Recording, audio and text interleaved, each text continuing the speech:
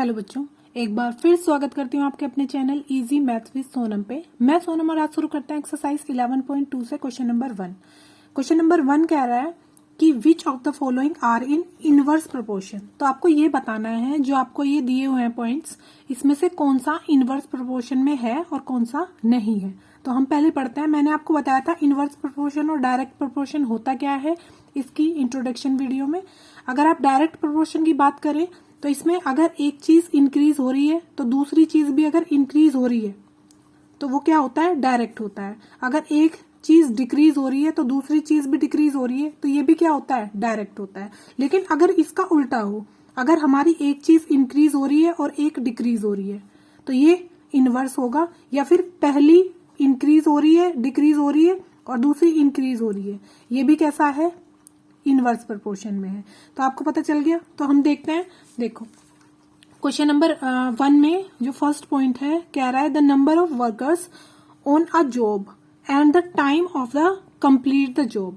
देखो आपके पास वर्कर है और टाइम है कि भाई कितने टाइम में वो वर्क कंप्लीट हो जाएगा।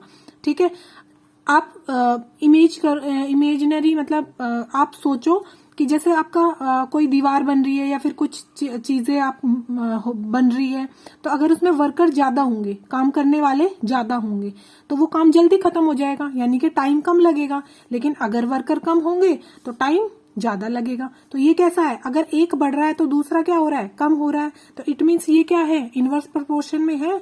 तो हम क्या कर देंगे, टिक लगा देंगे कि ये इनवर्स प्रोपोर्शन में है। सेकेंड पॉइंट है the time taken for a journey and the distance travel in a uniform speed. यानी कि आपकी जो स्पीड है ना वो सेम है। यानी कि अगर आप 50 किलोमीटर पर आवर की स्पीड से चल रहे हो तो आपकी वो हमेशा सेम ही रहेगी। लेकिन जो जर्नी है उसमें टाइम, जैसे मान लिया कि आप 1 घंटे में कितने किलोमीटर कवर करते हो, 40 किलोमीटर कवर करते हो, तो आप 2 घंटे में कितना कवर करोगे, 80 किलोमीटर कवर करोगे। आप 3 आवर्स में कितना कवर करोगे, उसके मल्टीपल। यानी कि अगर एक बढ़ाते जाओगे, जैसे आपने टाइम बढ़ाया तो आपकी जो डिस्टेंस है वो भी क्या हो जाएगी, बढ़ती चली जाएगी। तो इसमें एक अगर इंक्रीज होता है दूसरा भी इंक्रीज होता है, एक डिक्रीज होगा। अगर हम टाइम घटाएंगे तो हमारी जो डिस्टेंस है वो भी कम कवर होगी। तो ये क्या होगा, ये इनवर्स में नहीं है, ये किस में होगा, डायरेक्ट में होगा। तो हमें क्या बताना है, सिर्फ इनवर्स में कौन सा है। तो इनवर्स में नहीं है इसलिए हमने क्रॉस लगा दिया। ठीक है, थर्ड पॉइंट कह रहा है कि area of cultivated land and the crop harvest. ये कह रहा है कि आपके पास एक तो लैंड है जिसमें आप फसल बोते हो और उसमें से कितनी फसल आपको मिलेगी। देखो अगर आपके पास एक लैंड है जिसमें आपने फसल बोई, अगर वो छोटा होगा तो उसमें से कम फसल उगेगी। अगर वो बहुत ज्यादा होगा तो उसमें बहुत ज्यादा फसल उगेगी।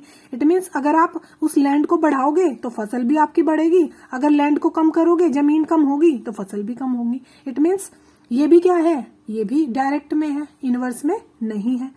ठीक है, फोर्थ पॉइंट देखते हैं। फोर्थ पॉइंट कह रहा है कि the time taken for a fixed journey and speed of a vehicle. देखो इसमें कह रहा है कि आपके पास सेम डिस्टेंस है।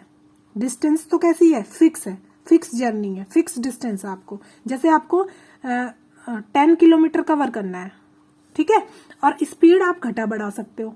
तो स्पीड, अगर आपकी स्पीड कम होगी तो आप उसे ज्यादा देर में कवर करेंगे। अगर अपनी स्पीड बढ़ा दोगे तो आप 10 किलोमीटर को कम टाइम में ही कवर कर लोगे। तो अगर एक बढ़ाओगे तो दूसरा घटेगा और एक घटेगा तो दूसरा बढ़ जाएगा।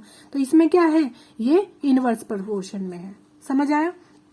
अब फिफ्थ पॉइंट कह रहा है कि the population of the country and the area of the land पर पर्सन। ये कह रहा है कि एक तो आपके पास कंट्री है और दूसरा है कि एक आदमी को कितना पार्ट मिलेगा उस जमीन का।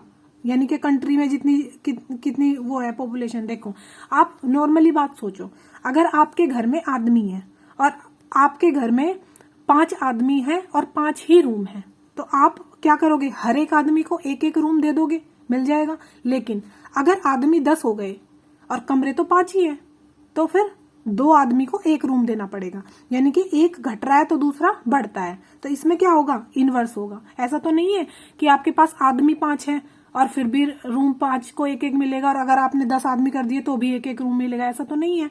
इसमें उल्टा है। तो ये भी क्या हो जाएगा आपका कन्वर्स, यानी कि इनवर्स प्रोपोर्शन में हो जाएगा ये भी। उम्मीद करती हूँ आपको वीडियो पसंद आई होगी। मिलती हूँ नेक्स्ट क्वेश्चन के साथ नेक्स्ट वीडियो में। तब तक के लिए बाय बाय, टेक केयर।